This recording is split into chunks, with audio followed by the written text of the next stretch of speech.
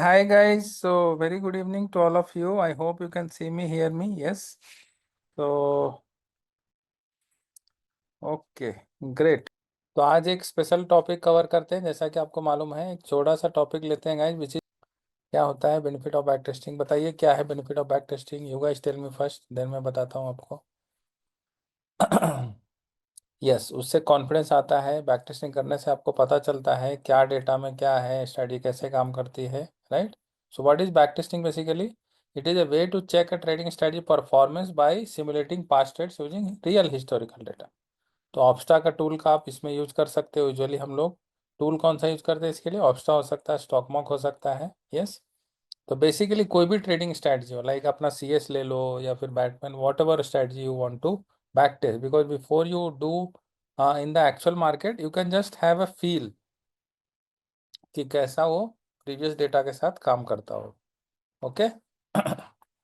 This process looks at past results to predict how a strategy might work in future. Yes.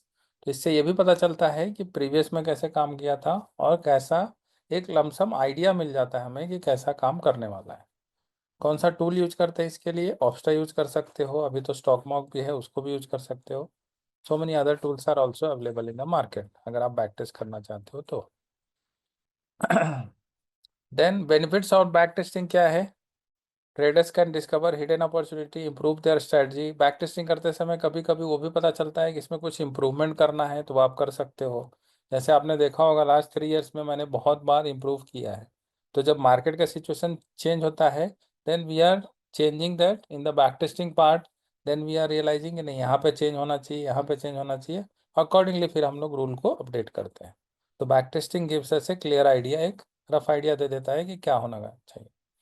It shows how study might perform in different market condition. Yes. तो कैसे कैसे different different, जैसे आप 2 साल का back testing कर लोगे तो उसमें सारे kind of market condition actually cover हो जाते हैं। 90% तो कवर हो जाते हैं, बट हो सकता है 10% ऐसा सिचुएशन हो जो नया ही हुआ हो, उसको कवर नहीं कर सकते। It helps you to build the confidence on the strategy. अगर आप बैक टेस्टिंग करते हो, बहुत सारे लोग मेरे पास भेजते हैं बैक टेस्टिंग का डेटा, फिर बैक टेस्टिंग के बेस पे वो क्वेश्चन पूछते हैं तो उनका कॉन्फिडेंस नेक्स्ट लेवल पे चला जाता है।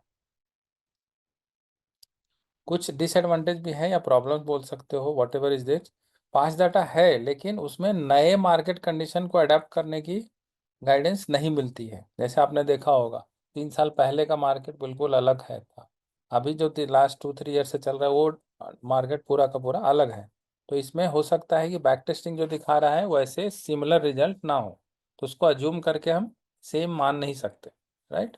सो we can not rely too much, मतलब 90% 80% ही रिलाई कर सकते हैं, बट 20% डेविएशन के चांसेस होते हैं। यस। उसके बेस पे आप तुरंत के तुरंत स्केल नहीं कर सकते, बड़ी लॉट साइज नहीं डाल सकते। जस्ट बैक टेस्ट किया, उसमें अच्छा रिजल्ट दिखा, ऐसा नहीं है कि पूरा का पूरा कैपिटल एक ही स्ट्रेटजी में डाल दी। That is not possible. Emotion impact करता है। Back testing is based on data but ये इमोशन को इंक्लूड नहीं करता। This is very good point. Back testing में डालते समय आप अपने इमोशंस को नहीं डाल पाओगे, राइट।